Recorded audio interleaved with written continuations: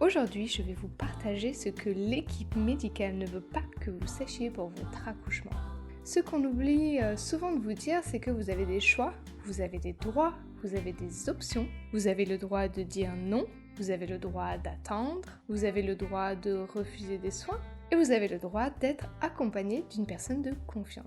Et donc l'équipe a le devoir également de vous fournir des explications et d'obtenir votre consentement avant tout acte médical. Ça vous permet donc à vous de pouvoir prendre une décision informée, libre et éclairée, un consentement libre et éclairé. La triste réalité met les soignants, la maternité à un planning à gérer et va souvent vous proposer un déclenchement. Non, le placenta ne se périme pas. Et non, votre bébé n'est pas trop gros si vous ne faites pas de diabète gestationnel.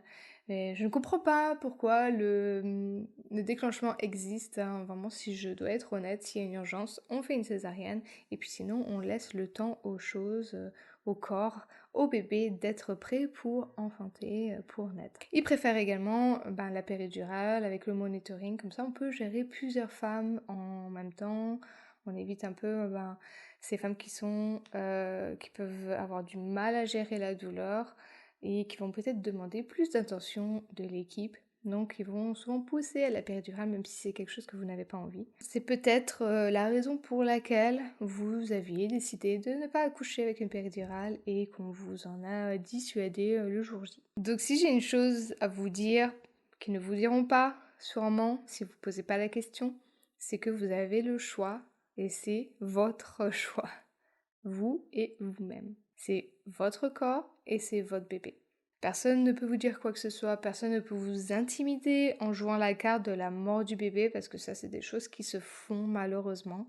Personne ne peut utiliser cette carte-là juste pour vous faire accepter des protocoles. Ça, ce n'est pas un consentement libre et éclairé. C'est bien tout le contraire de la définition d'un consentement libre et éclairé. La dernière fois sur Instagram, je suis tombée sur un reel d'une sage-femme qui disait qu'elle se retrouvait dans une pièce, vous savez, où ils font une pause, et puis qu'il y avait un interne qui est venu voir un obstétricien en chef et qui lui a dit les parents refusent le déclenchement, et cet obstétricien en chef aurait répondu utilise le mot donc death, donc la mort, jusqu'à ce qu'ils acceptent. Ça c'est vraiment malheureux, mais c'est des choses que on ne sait pas parce qu'on n'entend pas. Évidemment, ce n'est pas tous les obstétriciens, évidemment, ce n'est pas toutes les maternités.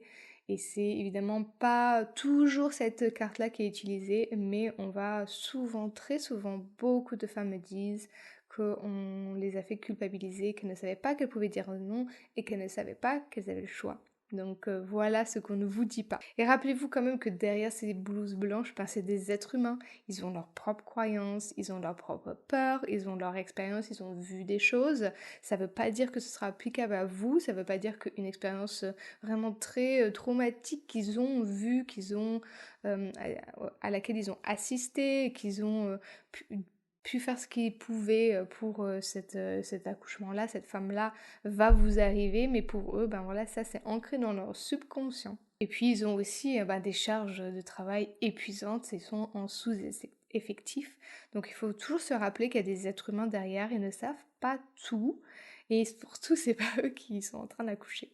Donc ils peuvent connaître certains signes, mais au bout du compte, on se repose beaucoup sur les machines, sur les tests, etc. Alors que quelque part, ces protocoles, ces tests vont peut-être donner des informations à l'instant T, vont peut-être marcher pour certaines femmes, mais pas pour tout le monde. Et puis, n'oublions pas aussi qu'ils ont une vie personnelle et qu'ils ont peut-être des problèmes dans leur vie, ils ont peut-être eu une mauvaise journée, ils ont peut-être eu beaucoup de choses qui leur sont arrivées. Donc voilà, quand je parle de ça, c'est pour vous dire que on peut faire des erreurs, on est des êtres humains, ils peuvent faire des erreurs, ils sont des êtres humains. C'est possible qu'ils vous disent des choses par rapport à leurs croyances qui sont fausses, ils n'ont peut-être pas fait les nouvelles recherches, ils n'ont peut-être pas le temps de se mettre à jour. Donc c'est toujours à prendre avec des pincettes ce qu'on vous dit. Je dis pas de ne pas faire confiance, je dis pas de ne pas écouter, je dis d'avoir un vrai dialogue et de faire partie du processus de prise de décision. Et puis, comme je disais, c'est vrai que peu d'entre eux en maternité ont vu un vrai accouchement physiologique. Vraiment dans le vrai sens du terme, non dérangé, naturel, en faisant confiance et en laissant tranquille la seule personne qui puisse faire le travail, qui est la femme qui est en train d'enfanter. Donc voilà, c'est un ensemble d'idées sur ce qu'on ne vous dit pas, donc vraiment c'est que vous avez des options, que c'est vous qui décidez. On a l'impression qu'on peut pas, que c'est comme ça et pas autrement, qu'on peut pas dire non. Après, quand on dit non, on a l'impression qu'on est la pire personne du monde, qu'on va faire du mal à son bébé. On est toujours dans cette ambivalence, voilà, moi je veux faire le mieux pour mon bébé, mais ça me convient pas. Vraiment, je le ressens que c'est pas bon pour moi. C'est mes recherches, elles me disent que c'est pas ce que je dois faire. Et toutes ces choses-là, c'est ça que je veux vous dire prenez la responsabilité de votre accouchement parce que eux, ils vont pas vous l'offrir cette responsabilité. Donc c'est vraiment à vous de la prendre, de se dire voilà, moi je veux être responsable de mon accouchement, je veux prendre les décisions, je veux faire partie du processus de décision. J'ai des options, je sais que j'ai des options, je sais que c'est moi qui décide. Voilà, petit épisode boost de la confiance, vous savez ce qui est le mieux pour vous. Si vous savez pas, vous posez des questions. Et si les réponses ne vous conviennent pas, si c'est des réponses du style c'est les protocoles, on a toujours fait comme ça. Si c'est des études qu'on vous ressort qui sont datées et qui ont été depuis beaucoup critiquées, là j'en ai une en tête pour le déclenchement où on disait que c'était qu'il y avait moins d'infections et qu'il y avait moins de, par rapport à la poche des os qui avait rompu, moins d'infections et que les femmes avaient un meilleur ressenti par rapport à celles qui avaient attendu, alors que ces femmes-là avaient eu plus de touchés vaginaux, donc ça explique pourquoi elles avaient plus d'infections et pourquoi elles avaient moins aimé leur accouchement. Donc c'était des recherches des fois qu'on va vous ressortir, qui sont vieilles, qui ont été critiquées depuis. Et c'est pour ça qu'il faut toujours poser des questions, de dire vous vous basez sur quoi pour me proposer telle ou telle chose. Après c'est vrai que pendant l'accouchement ça va être peut-être peu compliqué, mais là je vous parle par exemple d'un déclenchement où vous avez le temps de prendre des décisions, d'une césarienne planifiée, vous avez le temps de prendre des décisions. Et pendant l'accouchement, on pense toujours à son accompagnant, que c'est à eux de poser les questions et de challenger un petit peu l'équipe médicale. Moi j'aime bien dire faites les chieurs, voilà. Tout simplement. On s'en fiche que vous soyez perçu comme quelqu'un qui est un petit peu chiant. On s'en fiche, c'est pas grave, c'est votre accouchement. Eux, demain, ils auront oublié que vous existez ou dans quelques jours. Par contre, vous n'oublierez jamais votre accouchement.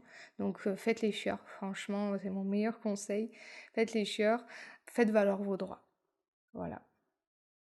J'espère que ça vous aura été utile. Je veux pas du tout critiquer le personnel, mais malheureusement, je pense qu'on a besoin de parler de ces choses-là. Et j'espère, je veux pas que vous vous sentiez visés, ceux qui sont justement dans ce domaine-là, je veux pas que vous vous sentiez visés. Peut-être juste que ça vous fera peut-être repenser à certaines attitudes. Voilà, vous avez vous aussi, si vous m'écoutez que vous êtes personnel médical, vous avez vous aussi des êtres humains en face de vous qui vous remettent beaucoup leur confiance et qui sont dans une période vraiment vulnérable de leur vie. Donc pensez aussi à ça. Voilà, si ça vous a plu, n'hésitez pas à vous abonner et à liker, laisser un commentaire sur cette vidéo. Ça m'aide beaucoup à faire un petit peu connaître cette chaîne. Et moi j'adore échanger avec vous, donc n'hésitez pas à venir me retrouver sur Instagram. Et puis je vous dis à la semaine prochaine pour une nouvelle vidéo. Bye!